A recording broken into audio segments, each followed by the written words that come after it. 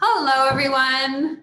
Good evening. Maybe some of you are joining and in a different time zone, so good afternoon. I am Joy McCarthy, the joy behind Joyous Health. I am here to present 2 simple steps to better gut health, brought to you by Healthy Planet, as you can see right here, and Genuine Health. So we'll get started in a minute. We're just going to wait for everyone to join. Just to do a little housekeeping first. If you have a question, just put it in the little question box. If you want to chat and you just want to share who you are, what brought you here, where you're from, I always like reading the chat window. So feel free to say hello in the chat window, and yeah, then I guess we'll get started right on time. It's 7:30. Okay, so I'm going to share with you 2 simple steps to better gut health. And I'll turn my laptop down so you can see in a moment. Well, not in a moment, in about 20 minutes, I'm going to be showing you how to make these delicious superfood balls. And you will also get the recipe afterwards. You can make these totally nut-free. I'm actually going to be making them nut-free tonight with some sunflower butter, but you could use almond butter. You could use peanut butter if you wanted to as well. But yeah, I'm going to demo how to make those.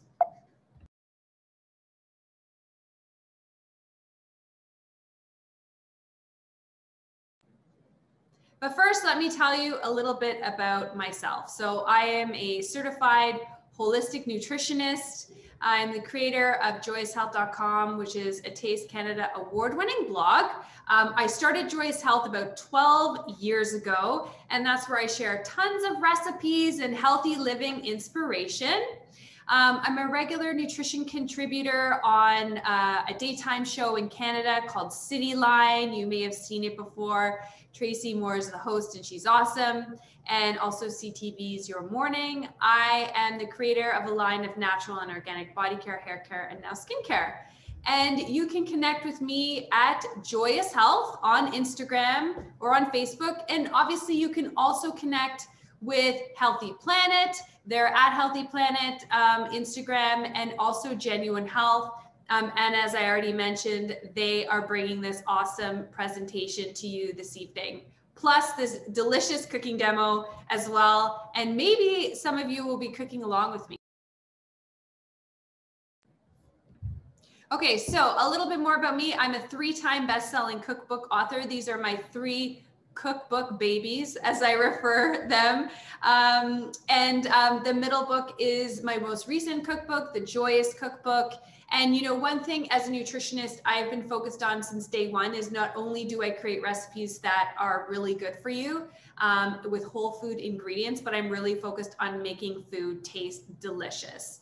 And I'm a mom, so I have to tell you, you know, I can't be like choking back those horrible green smoothies that don't even taste good anymore. I used to do that before having a child. Then when I had a child, I was like, oh, okay, so everything has to taste good. So I'm all about making food taste amazing for everyone. And I absolutely love food. I grew up loving food. I grew up in a family where, you know, both my parents cooked. My mom did the majority of the cooking. And I just grew up around food and loving nourishing food. So it's definitely a passion of mine, and it is definitely my mission to teach and inspire and empower others in the kitchen to realize that food can really heal you. It can energize you. It can support your immune system. But on the flip side as well, food can have negative consequences if we're not eating the right foods, especially for our digestive system. And I'm no stranger to that because I had a lot of my own health issues many years ago. I also have a podcast called the Joyous Health Podcast that I run with my husband, Walker. And if you're familiar with Joyous Health, you already know who Walker is. So his background's in kinesiology, and we interview amazing guests, just mind-blowing, fascinating people. So definitely check that out if you want to learn more and you enjoyed this presentation tonight. Okay, so before I get started, I am going to be talking about some Genuine Health products. throughout my presentation. And I want you to know that at Healthy Planet, you can save 20% on all Genuine Health products, and that expires really soon, May 31st. So definitely take advantage of that. So here's what we're going to talk about today. We're going to talk about what are North Americans eating. It's kind of sad. It is the standard American diet, AKA SAD. We're going to talk about microbes, which is microbiology is such, the study of the microbiome is such a fascinating area of research. And, you know, over the last 10, 20 years, scientists have learned such an immense amount of information about the trillions of bacteria that live in our body and how they impact us. So I'll talk a little bit about that. And then I'm going to talk about 2 steps to better gut health. I'm keeping it really simple here. Number 1 is to remove the triggers and the disruptors. And number 2 is to add the good stuff back in. Now, of course, whenever I'm talking about digestion, I could go in so many different directions and spend like 5 hours talking about it. So this is very top line, but you will definitely get some great suggestions that you can start incorporating right away. Okay, so let's look at what North Americans are eating. Can you guess? Can anyone guess? I'm giving it away right here. Potato in the form of French fries. Do you know that potatoes are like one of the #1 foods that North Americans eat? And also with kids, like that's the large majority. Kids eat a lot of white potato in the form of fries. But North Americans continue to eat SAD, the standard American diet. So this is the large majority of what people are eating based on a lot of data that's been collected. Fruit, but in the form of juice. Pizza. Now, some might say that they believe that they're getting all of the food groups when they eat pizza. Mozzarella and cheddar cheese is the 3rd thing that people eat. Makes sense since pizza is number 2. And the veggies and fruits that North Americans are eating are very, very limited in variety. Potatoes, tomatoes, and oranges are the top 3 plant-based foods that North Americans are eating. So they're really not getting variety. That is why it really is quite sad. So they're missing out on so many vitamins and minerals and phytonutrients. Phyto means plant, nutrient. There are around 23,000 phytonutrients in plant foods. And how do you get more of them? You have to eat a variety of foods. And phytonutrients are incredibly beneficial for human health. Phytonutrients help a plant be healthy and robust and strong and have a healthy immune system. Well, these same phytonutrients that are so beneficial for plants have the same benefits and more for us humans. So there's some phytonutrients that act as antioxidants, and antioxidants neutralize free radicals. I'm jumping ahead here, but I get so excited talking about phytonutrients. And it's important because people are just not eating a variety of foods. So they're missing out on all those thousands of phytonutrients that you need to really thrive. Most calories are coming from grain products, not surprising, but not like brown rice, quinoa, and millet. More things like packaged processed foods, packaged cereals, boxed cereals, bars, muffins, and of course, fats and oils. Canadian kids in particular get 40% of their fruit and veggie intake from 2 sources. You already know one of them because I just told you, French fries, white potato, and fruit juice, which I would argue is not actually a fruit, but 40% of their fruit and veggie intake is coming from those 2 sources, so not great. Canadians are not eating enough fruits and vegetables to really nourish one of their most important organs. And I'm going to talk more about that. And what is that? Their gut, our gut microbiome. You are more bacteria from a genetic perspective than you are human. And your gut bacteria have a powerful influence on your health. And the way that North Americans are eating right now, they are definitely not nourishing their gut health, and they're definitely not nourishing their gut microbiome. So we need to nourish the microbes that live in our gut, because you know what? Honestly, we're actually just a host. We are simply a host to these trillions of bacteria that live in us. We have to be a good host. We have to entertain them with the right foods. We have to feed them with the right foods. We have to have the right lifestyle, not too much stress, exercise, not too much exercise, good quality sleep, but not too much sleep. I teach entire webinars where I just talk about the microbiome, but don't worry, I'm not going to leave you hanging there, because I am going to share with you why the microbiome is so important and why we really need to make sure that we nourish our microbes so that we have a healthy gut. Because a healthy digestive system, a healthy gut is truly the foundation of great health, of joyous health. Okay, so let's talk about these microbes. So what do they do? So microbes are absolutely essential to a healthy gut. This is why I had to start out with this before even talking about steps to improve your gut health. Let's just talk about what they do. So first and foremost, I feel most people know that they aid digestion. So microbes that live in your gut, and that the majority of the microbes in your body actually are found within your gut. They help to break down the food we eat, such as the polysaccharides and plant foods. And these are actually broken down into something really, really important called short chain fatty acids, SCFAs for short. So these are important because they help to reduce inflammation in the gut.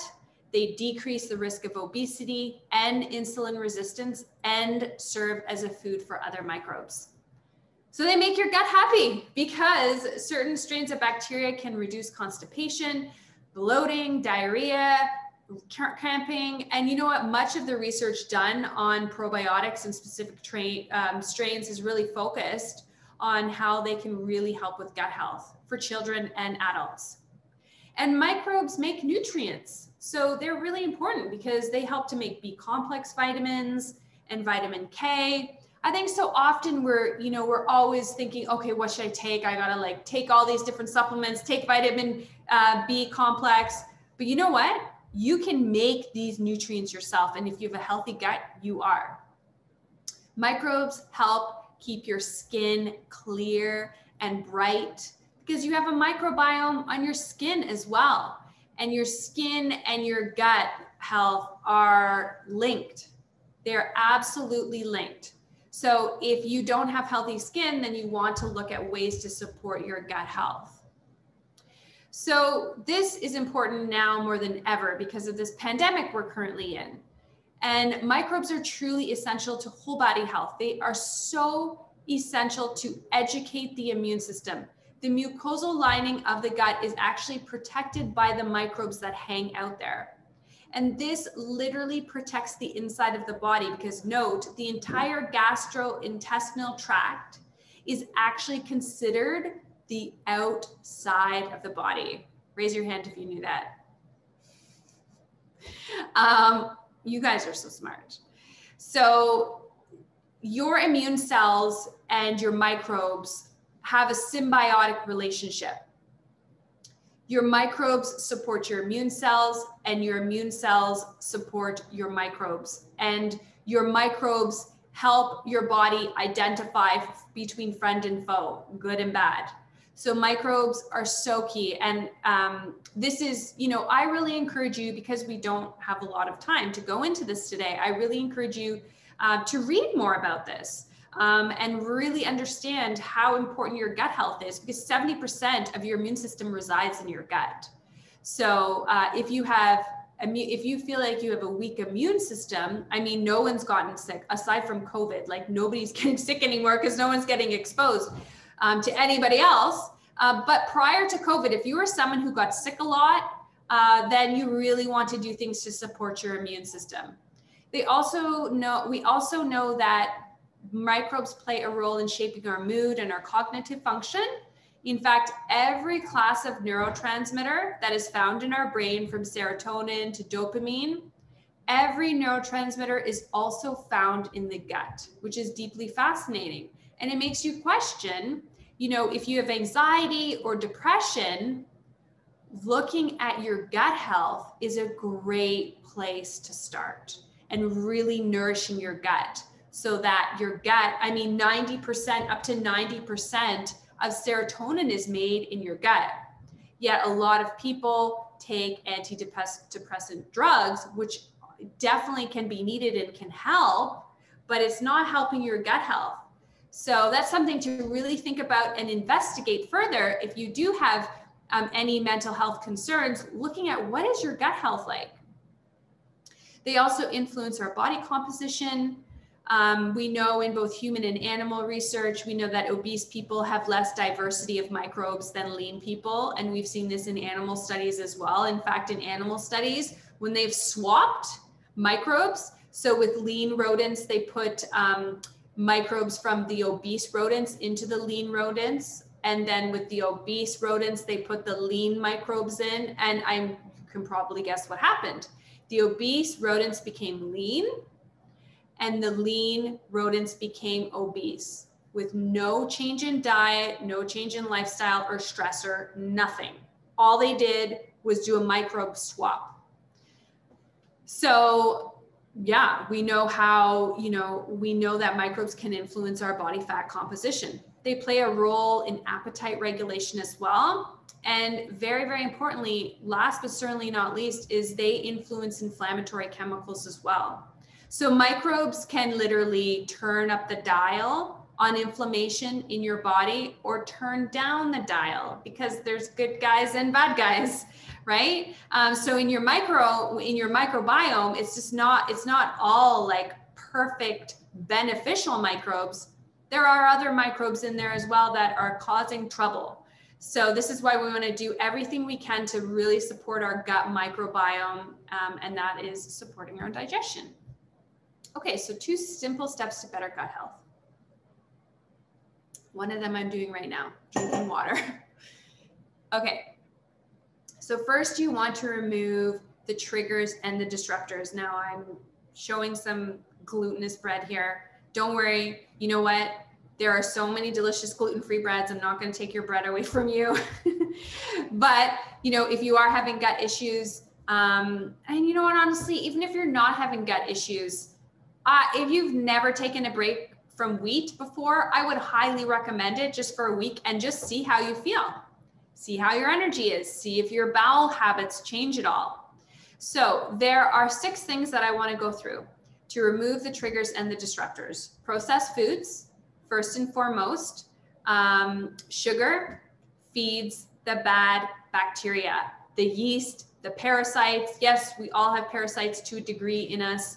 So processed foods and refined sugars are inflammatory, and they feed the less desirable microorganisms that live within our gut. Refined grains, so white flour, white rice, white pasta, and I would consider these, I even put these in the category of sugar, because when you're consuming grains that are so refined, the B vitamins have been stripped away. The essential fatty acids have been stripped away. The fiber has been stripped away. So your gut breaks down refined grains very quickly into glucose because there is no fiber, and fiber slows down digestion. So fiber is so important to prevent things like diabetes and insulin resistance. Number 4 is a whole category on its own, and that is modern wheat. And that is because modern wheat is one of the best sources of glyphosate. Glyphosate is the main chemical in Roundup. And Roundup is a chemical herbicide that is sprayed in abundance all over the world. And we now know that glyphosate has been linked to reducing diversity of gut bacteria. And now that you know the importance of gut bacteria, that's crazy, right? That's the last thing you want to be doing. And glyphosate has been found in so many different foods. Glyphosate is everywhere now because Roundup is sprayed everywhere. But modern wheat is definitely one to avoid. When I say modern wheat, I'm not talking about that sourdough bread that you buy from your bakery, you know, that's been properly fermented for 4 days, or, you know, really great brands like Silver Hills, which is a great Canadian company. That's not the definition of modern wheat. You probably know what I'm talking about. When you go to the big box grocery store and you go to the bakery section and you see, you know, you see the loaves of bread that have way too many ingredients. They're well preserved. So those are things. Alcohol. Alcohol is not good for gut health, but there's so many other reasons. Alcohol suppresses your immune system. Because it lowers the function of some of the immune cells. It lowers your metabolism. Alcohol is basically sugar, so it's not good for gut health. And then, of course, food sensitivities are such common triggers. Dairy, corn, soy. If this is overwhelming to you, it doesn't mean that you have to never eat any of these food sensitivities again. But I will tell you that, you know, being a nutritionist for well over a decade, most people have food sensitivities. I say the top 2 are gluten and dairy. So if you are having issues with your gut and you have never done a bit of an elimination diet, that's a really good place to start. Just eliminate dairy and gluten. Just do it for 10 days, 7 to 10 days, just to see how you feel. And then you know for yourself, like if you're a skeptic and you're like, oh, Joy, I don't know what she's saying. This is just trendy. Gluten-free is just trendy. If you feel that way, then you know what? Don't knock it till you try it. Take a break from these foods.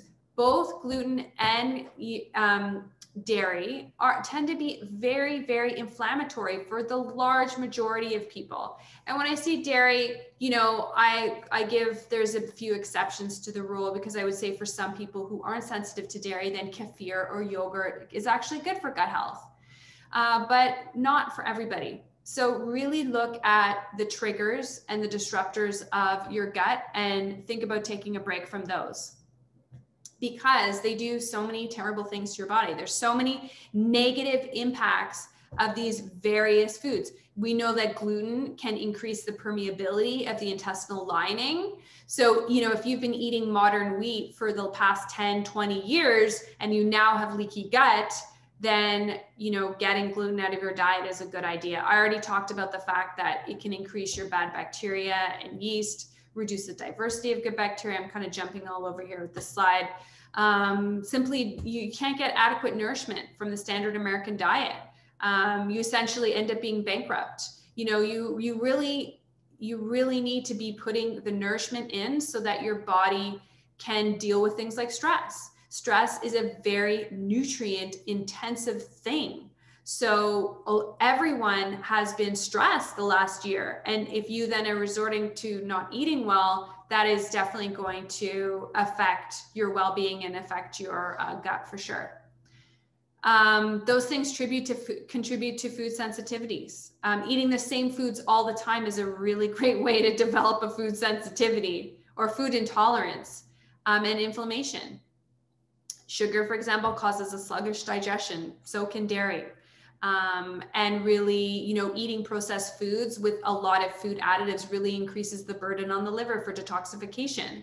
Because when you're consuming all these different food additives, BHT, there are, you know, around 800 different food additives that we know about, but there are around 10,000 different chemicals added to our foods. And many of those are not added intentionally. You know, it's, you know, buying that plastic water, it's buying that, you know, that water in a plastic bottle that's been sitting on a truck and for how many hours in the hot sunshine.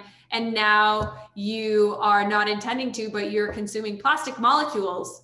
So those are all of the things that can really disrupt your gut health. But before we move on to ways to improve your gut health, which is step 2, you really want to also think about the non-food triggers that can disrupt gut health. So stress decreases digestive secretions and reduces the diversity of microbes. We know this from studies. Antibiotics, that is a no-brainer. There's like a tsunami for your gut microbiome because antibiotics do not differentiate between good and bad bacteria. They just wipe everything out. Parabens and other preservatives we now know can disrupt the gut microbiome, even lack of movement. And a lot of people, you know, are on their screens so much more than ever before. So you want to set a reminder for yourself to move every hour. I shared, and it's on my Pinterest page too, a couple months ago, I shared a really great image on Instagram of ideas to move every hour. So like at 9 a.m., at 10 a.m., do, you know, 25 jumping jacks. At 11 a.m., do 20 squats. Simple thing to do, right? And an over-sanitized environment and lack of nature are terrible for our microbiome. We need to get outside. We have to. Humans have we innately want to be outside. We want to be in nature. That is so important for so many reasons, but a lack of nature, if we're not getting outside in nature, especially with children, it's really important to expose children to foreign bacteria and viruses outside, because inside, most environments are overly sanitized. And in fact, especially with children, it helps to actually train your immune system. When you're exposed to foreign bacteria and viruses, this actually is good for you. It helps to train your immune system to know to not overreact to those things. So especially with kids, get them outside because it's going to help prevent things like allergies. Okay, step 2 is to add the good stuff back in. So eating a microbe-friendly diet, of course. I'm sure there's a book out there called The Microbe Diet. There's got to be. So, you know, let's just boil it down to my simplest recommendation here is just eat more colorful foods. Why? Because color is a cue for health. Phytonutrients are what give foods their color, their taste, and their texture. So if you want to increase the phytonutrients in your diet, meaning, you know, over 23,000 of them with all of the benefits they carry, then the simplest way is actually just to eat more color. Also eat prebiotic foods such as bananas, oats, apples, onions, artichokes. They all contain prebiotics. Now, some people shy away from this a little bit because, you know, some of these foods can cause gut issues. For example, bananas, the more unripe a banana is, the higher the prebiotic content, but some people may not digest that really well. Well, prebiotic doesn't get digested because a prebiotic is actually food for your probiotics, for your good bacteria. But I do have another option coming up shortly. I'm going to share a prebiotic supplement that you can take.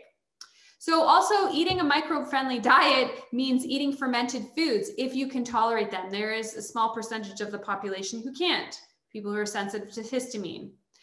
So fermented foods such as kefir, you can get non-dairy kefir, yogurt, kimchi, which is sauerkraut's spicy cousin. I don't have sauerkraut on there, but I just mentioned it. Miso, tempeh, kombucha, but just watch the sugar. So these are all foods that contain live bacteria and benefit your gut when you eat them, plus many other benefits. So consider a prebiotic supplement.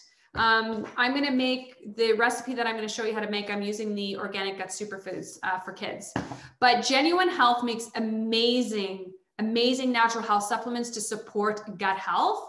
And this is a fantastic prebiotic. You know, prebiotics are just as important as probiotics, by the way. So this is 22 organic, whole food, phytonutrient rich. So when Genuine Health was formulating this, and obviously you can see Joyous Health is on this label too, because I partnered with them for the kids line. They made sure that all of the plant foods that were chosen are phytonutrient rich, polyphenol rich, because polyphenols actually nourish the microbes, and the microbes help to absorb the polyphenols. It's like a two-way street between the phytonutrients and the microbes. So polyphenols are prebiotics. So we know that prebiotics help to support immune health, mood, cognitive function, and digestion. It's high in fiber. There's no sugar added. It's gluten-free. It's just a powder. So you just put it in water. You could put it in your smoothie. Sometimes I mix it in yogurt for my daughter, Vienna, or she has like coconut yogurt or applesauce. I'm making these little balls today and I'm going to put it in those. So there's the kids version and there's the adult version as well.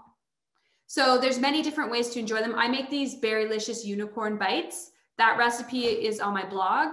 And there is a coconut blackberry smoothie that you can make with either the kids or the adult version of the gut superfoods. Also consider probiotics, so important for gut health. You know, eat lots of colorful foods, eat prebiotic foods like fermented foods, and then also consider a probiotic. And Genuine Health has a whole line of, they have a lot of different types of probiotics for whatever your needs are. I'm going to show you the whole lineup in a moment. And remember, all these products are 20% off at Genuine Health, or sorry, at Healthy Planet on their website right now. So you can get their probiotics in a 15 billion and a 50 billion, but there's more than that. I'm just highlighting these two right now. And they have 15 strains, which is great. So this is a multi-strain probiotic, which I definitely recommend as a nutritionist, and I prefer, because you have multiple strains in your gut. Unless you've been advised by your naturopathic doctor or your nutritionist to take one particular strain if you have a certain health issue, I would always recommend taking a multi-strain to really mimic a healthy human gut flora. And the nice thing is that it has a unique plastic-free capsule, but it's a delayed release. So it's not breaking down in your gut. So your stomach acid isn't killing the bacteria. So it is a delayed release, about 45 minutes. So it gets to where it needs to go. So some fun facts about probiotics. They help to support natural killer cells, which are super important frontline immune defenders. One study found that taking oral probiotics, which we have in the kids line, can change the microbiome all the way up to the nasal cavity. And also oral probiotics are fantastic for your mouth too, for your oral microbiome. And healthy gut plays a critical role in developing a robust immune system for kids and adults. And we know that low levels of bifido and lactobacillus is associated with the development of allergies, eczema, and asthma in children. And we also know now that there was one study done, I don't have it exactly here in my presentation, but I've talked about it before, that one study done with COVID and giving COVID patients probiotics, and that was found to be helpful as well for reducing the severity, some of the symptoms of COVID. So this is Genuine Health's full line of probiotics. They now also have like a super high dose of 100 billion, a high potency, which can be really beneficial if you have been on a course of antibiotics. You definitely want to up the probiotics in that case. So they also have a women's formula, and they also have, so they have a women's formula that supports vaginal health, and they have another women's formula that is supportive for UTIs. So if you suffer from urinary tract infections, then the probiotic that's in red there, that would be the one that you want to get. If you've never taken a probiotic before and you're totally new to all this information, I would start with the 15 billion. And if you have any kids, get the 5 billion probiotic for kids because it's a chewable, so it's great for the oral microbiome. And we specifically chose strains that are excellent for digestive wellness, immune health. So one of the strains has some good research against preventing upper respiratory infections, and also supporting cognitive function. So that's sort of their lineup. You can read all about it on Healthy Planet's website. Okay, so just a couple more slides here before I get to making this delicious recipe for you to show you. I just want to share some sort of simple habits for better gut health that I promise you will make a difference. So get your pen out and piece of paper. You will get a replay of this, but still worth it to write it down. Number one, eat when you're actually hungry, not by the clock. Don't snack unless you literally feel the sensation of hunger. What does that feel like? Well, everyone's different. For me, I feel like a warm sensation in my gut.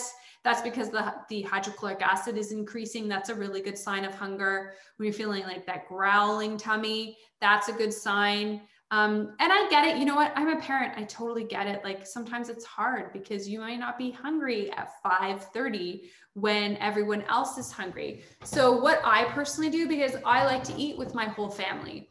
So if I'm not actually hungry, I just eat really lightly and then I'll have something a little later on.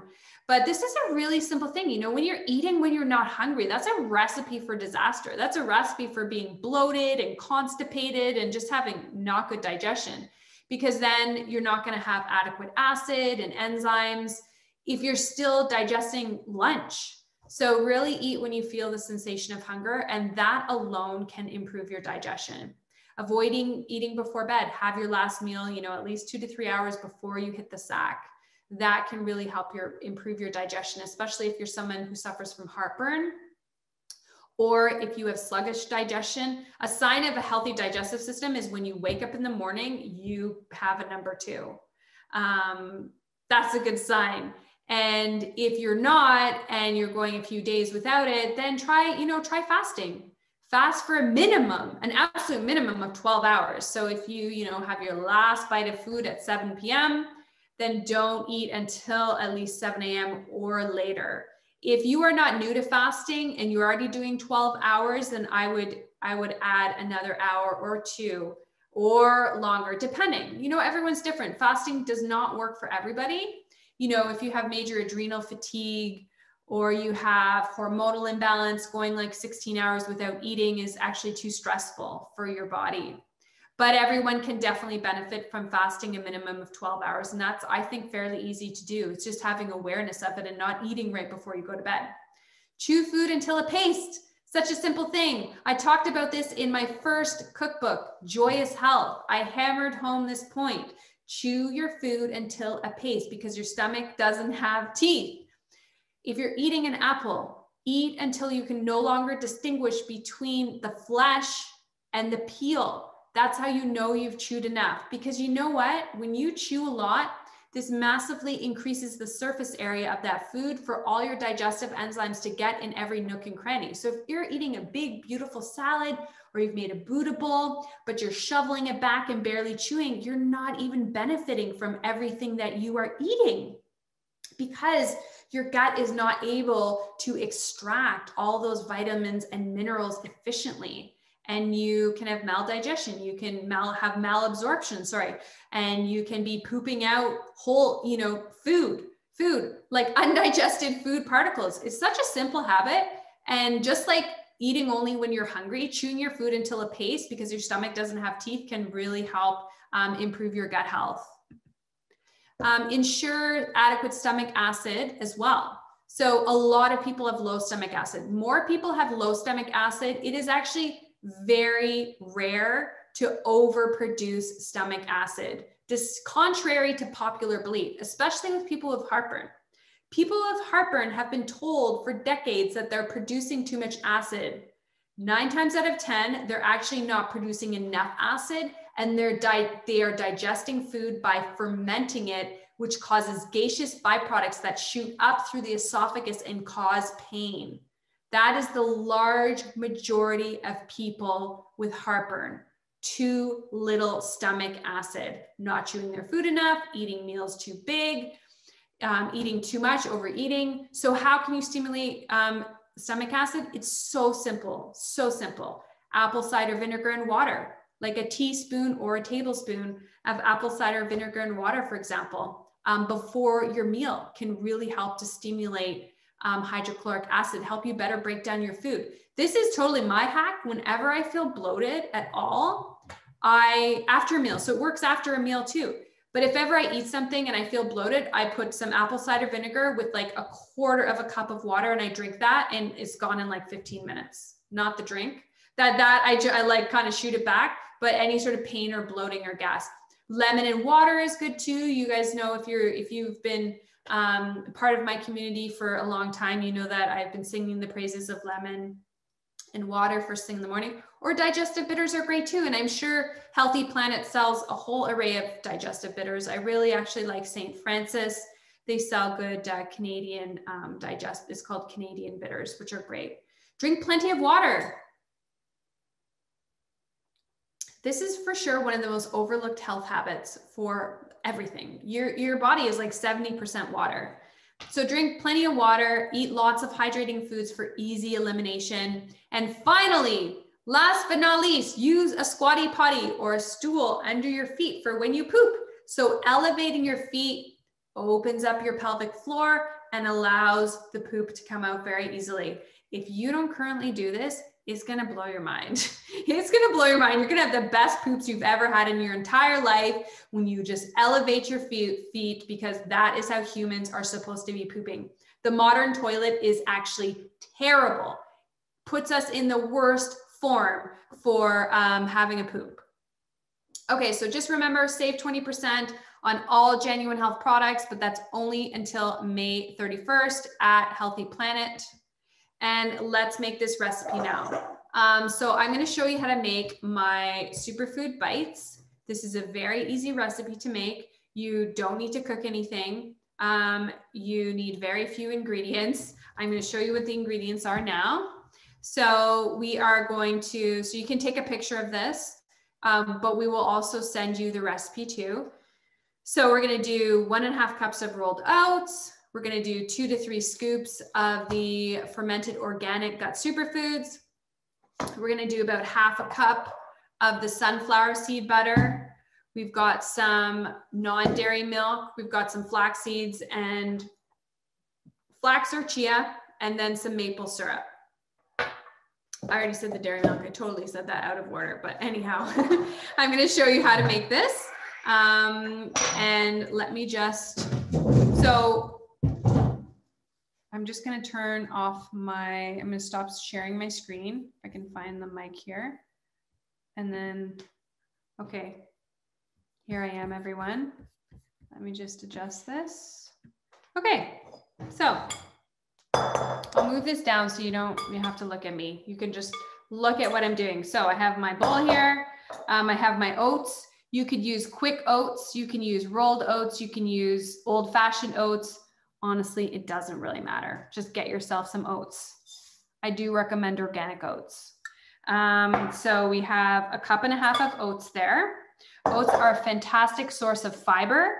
And they really help to nourish the gut microbiome. Okay, so we have our oats in there. Now we're going to add our gut superfoods. So you can use either the kids version or the adult version.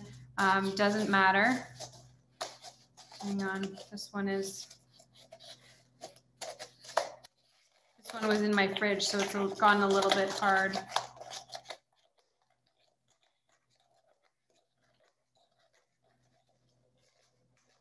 Okay.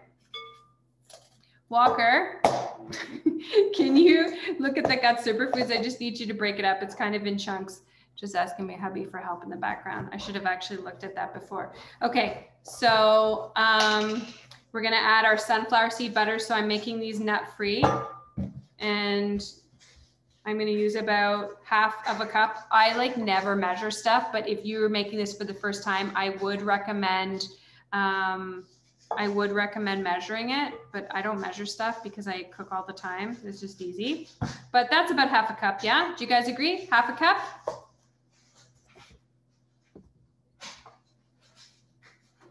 I have to do this because you won't be able to see what I'm doing. Okay, so now we're gonna add some maple syrup. If you don't wanna add that, just add some stevia instead, but you probably will need a little bit more liquid. You could use flax seeds or chia. I'm using some ground flax. And then we'll add our gut superfoods. And we're gonna add a little bit of milk. I'm using some oat milk here. Perfect. Walker's back. My husband's back with the gut superfoods. So I poured a scoop in. And by the way, the gut superfoods flavor I'm using is grape. So these actually they're called superfood bites. But it's a grape flavor, a natural grape flavor. So I put those in there. Okay, so I'm just gonna mix it up, and I'll be able to tell as I'm mixing it how the texture is. If I need to add some more sun butter, you could use peanut butter, you could use almond butter, but I'll just mix them. And then if I need to add a little bit more for some stickiness, I can definitely do that. This makes about 12 bites, so you could double this if you want more, but I guess it also depends how big you're making them too. I'm just gonna keep mixing this here. I can smell, this smells so good. It's basically, they smell and they taste like peanut butter and jelly. Does anyone like peanut butter and jam? I don't actually really eat peanut butter. So whenever I make these, I always do almond butter or sun butter. I like making them nut-free though, which is great. Well, In Ontario anyways, the kids aren't in school, but it's nice to have a nut-free treat that can be taken to a school. Okay, I'm just gonna take off my rings here and we're gonna test it out and see if we need to add anything. Let's see. So these are fiber rich. They've got phytonutrients because we added the prebiotics in here. We've got good fats. You could add some chocolate chips if you wanted to. Hey, why not? They're just like the perfect little bite. I put them in the fridge or the freezer because I like them cold, but they form really nicely. So we'll just roll a couple of them now. Has anyone made this recipe before, by the way? Let me know if you've made this recipe in the chat window. Okay, so while I'm doing this, what I can do is I can answer your questions at the same time because I can multitask here. So let's just go to the Q&A. Okay. Marcia, can we get the discounts that are listed during webinars at our local Healthy Planet stores? I don't know.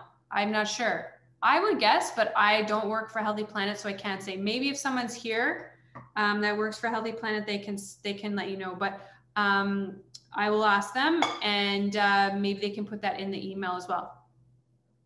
Okay, so I answered that. How do I? Oh no, done. What's your opinion on the keto diet? I think the keto diet is a good therapeutic diet. And what I mean by that is it's not for everyone. You know, a lot of people go on the keto diet because they want to get like ripped or lose weight, but that's just not necessary. I think, you know, it depends on your own health status. This is not, the keto diet is hard. Like, I'm just going to be honest with you. It's if you like food and you enjoy eating a variety of foods, then there's a lot of things you can't eat on the keto diet. But if you have cancer or you have epilepsy, you know, there's certain type, this is why I consider it to be a therapeutic diet, because there's certain health concerns that can really benefit from the keto diet. But it's just not for everyone, I don't think. And it also, it's not really sustainable long-term to eat so low carb. So that's my opinion on that. Okay, how do I think there's a way to, okay, never mind. I'm just trying to figure out how I say that just to get rid of the question. Okay. Can you speak to acid reflux and cholangitis colitis? No, I cannot speak to the second thing. I'm not familiar with that type of colitis. Acid reflux, I think that question probably came in before I started talking about it. So hopefully you got that answer when I was talking about heartburn. Are you aware of the correlation between autism and poor gut health? Yes, absolutely, I am. And especially leaky gut. I don't know if you have an autistic child, but it's definitely for anyone who does have a child with ASD, looking into gut health is, most people I think are already very aware of that. But yes, there's absolutely, there's a link. I have friends who have children with ASD, and supporting their gut health can be incredibly beneficial, and taking probiotics. How about using alcohol in cooking? Should we avoid it? Well, in cooking, you're like burning off, like when you use alcohol in cooking, I'm assuming, depending what you're making, that the end result probably doesn't have any alcohol. So I really wouldn't worry about it. Joy, I was wondering, with gluten and dairy, is it beneficial to reduce if you're not going to eliminate entirely? I'm thinking specifically for gut health and inflammation. For example, if I'm going to have a spot of milk in my tea, is it as if, I think there's a typo. Is it as bad as having a glass of milk? I think you're asking. You know what? If you have never taken out dairy and that's the only dairy you're consuming, I can tell you for 100%. So for the first like 7 years of my career as a nutritionist, I used to work with people one-on-one, and there was so often that I had a client who just had coffee, like they had, you know, a couple coffees a day, and the only dairy they had was cream in their coffee. And when they cut that out, it made a difference. So I can tell you anecdotally, yes. If that's the only dairy you have, I'd cut it out and swap it with like, just get like coconut milk. Coconut milk is great in coffee. It's so creamy and delicious, and you can buy like coconut cream. I'm sure Healthy Planet sells coconut cream. I'm getting superfood bites on my laptop here. Hello, I wonder what wheat and gluten-free bread you would recommend. Welcome your perspective on best type of water instead of tap water. So I really like, I buy a brand called Thornberry for gluten-free bread, but I also really like Silver Hills. It's not gluten-free, but it's sprouted and it's organic. And it has lots of B vitamins and lots of fiber. It's very nourishing. It's very nutritious. So I feel really good when I give that type of bread to my daughter. But I like the Thornberry brand for gluten-free. And then I also eat like sourdough breads. I really like, for any of you in Toronto, I really like the Blackbird sourdough bread. And best type of water. So I don't drink tap water. Our water is filtered, and we have quite a robust filtration system. That's my kitchen behind me, that we have our water filtered for like 99% of the contaminants. So if you want to know more about that, if you go to my blog and you just type in, if you go to joycehealth.com and just type in kitchen makeover, you will find because we moved in March and we gave our kitchen a makeover, and I have all the details of the water filtration system. But if you don't want to spend the money on the water filtration system, like Healthy Planet, I'm sure sells different brands of really good quality water, maybe like distilled water or whatever. I read that the cinnamon we typically buy in the supermarket isn't good for you. Is that silent? Yeah, silent cinnamon tends to be the best quality. You want to be careful not to like go crazy with it though, like not too much, because it is definitely, when you're baking, it is a cinnamon that is like really strong, has a lot of flavor. There are some people that say that like, too much cinnamon can cause like troubles with your liver and whatnot. But I think that's like if you're extreme and you're putting like a tablespoon of cinnamon in something you're consuming every single day, that would be too much. Hi, yeah, this is a really good question. Could you please elaborate on why you recommend miso and tempeh, but previously you mentioned that soy is a trigger? Yes. Okay. So when I mentioned soy, to clarify, I'm talking about unfermented soy. Is a totally different beast than fermented. So fermented soy is miso, tempeh, natto, and unfermented is tofu, soy milk, soy cheese. It's a totally different beast. So when soy is not fermented, the nutrients are essentially locked. You can't properly digest them. There's your own digestive enzymes can't properly break it down. Now, sprouted tofu would be a better option, but soy is one of the most common food sensitivities. But when you eat it fermented, it's a totally different food. It's totally, the nutrients are more bioavailable. There's more B vitamins, there's more protein. So yeah, that's a really great question. And I can understand why you were confused. So I'm glad we clarified that. What is enough, 15 billion or 50 billion? I think it really depends on you. It's a good idea to talk to your natural health care practitioner. If you've never taken a probiotic before, then I think 15 is a good starting place. But if you're someone, who suffers from UTIs, or you've been on antibiotics at any point in time, then you could look at the other probiotics, like the one for UTIs, or if you get like yeast infections or any of that type of thing, then there is one specific for women for vaginal health. George, if you've had SIBO, are you still supposed to do probiotics and fermented foods? No, probably not. If you do have SIBO, then that can be probiotics. That's the one case it's probably not a good idea. And you have to be careful with fermented foods as well. What do you recommend with someone for Parkinson's regarding the probiotics?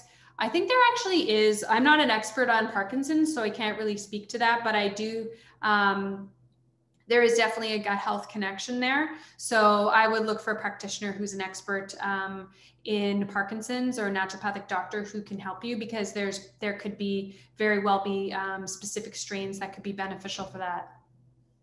Do you need supplements if you're eating plenty of veggie and fruits? Organic, grass-fed? Yeah, actually, I still recommend supplementation, because you know what? Our food is just not as nutrient dense as it was 20, 30, 40 years ago, because our soil is not as nutrient dense. So we have to really fill in the nutritional gaps. And the other thing is like our stress levels and how people live our lives. Even if you eat a perfect diet, You know, maybe there's an exception if you're like the Dalai Lama and you meditate every day and you eat the perfect diet, maybe he doesn't need to take supplements, but you know, that doesn't describe most people. As I mentioned, stress is very nutrient intensive. If you've ever been on a course of antibiotics. So yeah, I think there are some basic essentials that everyone needs to take. How long can you take probiotics? As long as you want. Do you recommend drinking black tea? From Elizabeth. Well, I'm not against drinking black tea. I would suggest when you're drinking tea though to buy organic tea, because tea leaves are very, very highly sprayed with pesticides. Okay, so as I've been chatting with you, see how easy that was? Look at this, everyone. How many do we have? 2, 4, 6, 8, 10, 12, 14, 16. Would you like a ball? My husband's in the background here. These are probably all going to be on. And check out, I didn't want to forget to tell you, check out the Healthy Planet IGTV for a big giveaway with them, with Healthy Planet and with Genuine Health. Definitely go and check that out. And I also think they're going to be sharing my coconut yogurt, which you can make, by the way. You can make your own yogurt and your own fermented cheeses with those probiotics. So definitely check that out. How much apple cider vinegar should be taken a day? Well, if you're using it like before a meal, you could do 1 teaspoon up to a tablespoon. Just kind of listen to your body. Someone said they have a sensitivity to oats. Can you recommend a replacement for that part of the recipe? Yeah, totally. You could use quinoa flakes. That would be nice as well. You could also try and make these with almond flour and maybe hemp hearts. I don't know the exact, I don't have a recommendation for the exact measurements, but I'm just thinking off the top of my head. I think that would also work. So a few questions there about the oats. Yes, you'll get the recipe.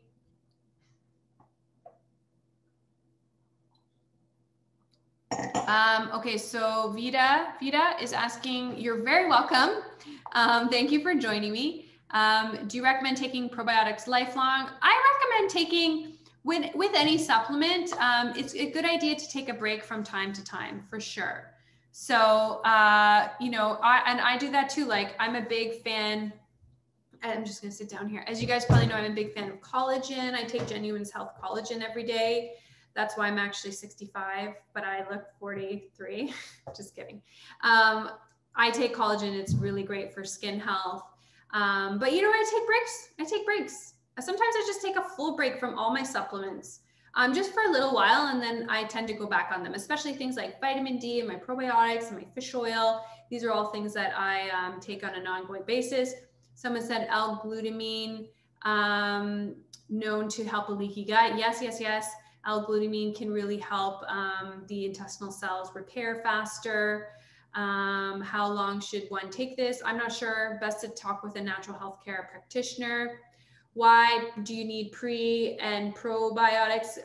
That question, I'm assuming, came in before I talked about prebiotics. Prebiotics feed the probiotics. You need both. They are just as important as one another. You already know all the reasons about probiotics. Prebiotics are the fuel for the probiotics. Can an adult use the kids' chewable probiotics? I do. I really love them. They just taste so good. So I totally enjoy, because they're just so tasty. They taste like lemonade. So I like them. But that, you know, that being said, like, it's ideal to take a higher dose, obviously. Could use hemp hearts, Michelle? Yes. If you're new to pre and probiotics, which do you recommend starting first? The superfood should be started when? You know what? That's a hard question to answer, because I would say that both are so important. Like, I wouldn't say that one is more important than the other. So they're 20% off. So I recommend them both. It's totally worth it. And the other thing is, by the way, add it slowly. If you're new to prebiotics, a prebiotic supplement like this, maybe go with half a scoop and then kind of increase it from there. Can you heal IBS? Oh yes, 100%. What's the best time of day to consume kefir? There's no specific time of day. Mental health and diet, what else do you recommend not eating? It depends what the mental health issue is. If you suffer from anxiety, I would definitely recommend not drinking coffee and avoiding stimulants, especially sugar. So I recommend all that. If you've been on the birth control pill, make sure you're taking B complex vitamin. Beyond that, for mental health and diet specific, I would really work with a practitioner. So I'm just going to let you guys know I'm just going to skip past some of the questions that are really specific to specific health issues, because I don't really want to be giving specific nutrition advice, health advice here. I think it's really best to talk with your naturopathic doctor or your nutritionist, or go into a Healthy Planet store, because a lot of times they have nutritionists or naturopaths on staff, and you can ask them questions specific to your health. What are some specific examples of modern wheat? Dempster's whole grain bread. The bread that you find at like, a Sobeys or a Loblaws that they sell in abundance. I can't really even think of any brands because I haven't bought that kind of wheat in, 20 years probably. How about the carnivore? Do you feel the same way about that one? Oh, the carnivore diet. So many people in my life swear by it, but I love vegetables too much. Yeah, me too. You know what? I just couldn't imagine only eating meat. It's like the keto diet. It's just like it's not sustainable. If you're doing a diet for a limited time period, that is what it is intended for. So yeah, I'm not a fan, because your microbiome. I know people, advocates of the carnivore diet will say that you get everything you need, blah, blah, blah. But I just really don't agree with that. We need fruits and vegetables because we need all those antioxidants. We need all those phytonutrients. You're not getting all that same nutrition when you're on the carnivore diet. So that's my answer. Sorry to all of you who love the carnivore diet. You know what though? If it works for you, keep doing it, but just don't stick to any one thing forever. Variety is really key. You can't just eat steaks for the rest of your life. It's also very expensive as well. And just think, if everyone ate the carnivore diet, how unsustainable would that be? Tips for shift workers during doing night shift with eating. Yeah, so with shift working, at nighttime, your digestive system really wants to go into rest and digest. So whatever you are eating at night, if you're a shift worker, then that is not the time to be eating like a steak. I would be eating things that are so much easier to digest, like smoothies, but definitely add a protein powder, because you still want to make sure that you are getting protein throughout the day. But I think smoothies are a really great choice, and just really choosing everything you eat to be very, as nourishing as possible. Suzanne, yeah, that's a great question. Can you use honey in this recipe instead of maple syrup? Yeah, absolutely. What would you suggest if I feel that my stomach is always bloated, even just drinking water, even though I eat clean, says Debbie? I would recommend a probiotic, and I would also recommend doing apple cider and vinegar with water before a meal, before you eat anything. Can you elaborate on the long run costs of a low carb diet? Well, I would say like not eating, here's the thing, like there's no one macronutrient that's bad for you. So the 3 macronutrients are carbs, proteins, and fats. You need all 3 to really thrive. But when it comes to carbohydrates, the entire category of carbohydrates has been unfairly demonized because of all these different diets, whether it's the keto, carnivore, what have you. So, it's about choosing the right types of carbs. Like, let's remember that asparagus, rapini, kale, apples, these are all forms of carbohydrates. So, when it comes to eating carbs, it's just choosing the right types of carbs. And some people might define that as eating a low carb diet. I guess it depends how you define a low carb diet. Does it mean that you are keto and therefore you're never eating any fruits anymore? So hopefully that answers your question. Okay, I'm just going to take one more question, then we're going to finish up here. Is the sunflower butter in the recipe raw and unroasted, or is it roasted sunflower butter? And I don't know. That's a good question. I actually like the taste of roasted better, even though there's going to be more nutrition in the raw. This is roasted. I also like the taste, I'm not gonna lie, I like the taste of roasted almond butter better as well. So, you know, it's an interesting thing because a lot of people are like, oh, you're a nutritionist, you must soak everything. You must soak all of your nuts and seeds. No, I don't. You know, when I first became a nutritionist, I did all of those things religiously. And it's just honestly, it's like so time consuming.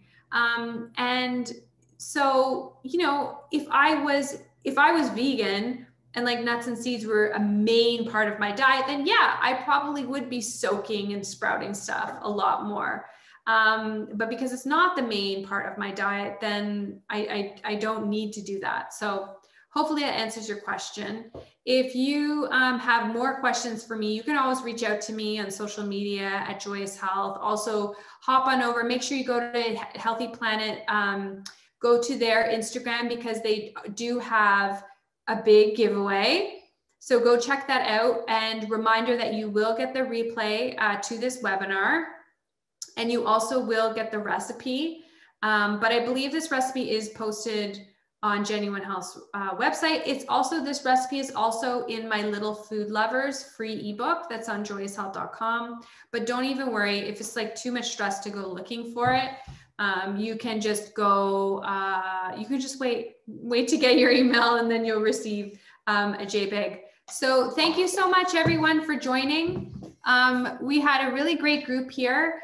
Thank you so much for all of your wonderful questions. You know what? I just want to say one thing before I finish. Continue to ask questions. Your questions are fantastic. And when it comes to your health, you always want to remain curious and you always want to ask lots of questions and really be your own health advocate.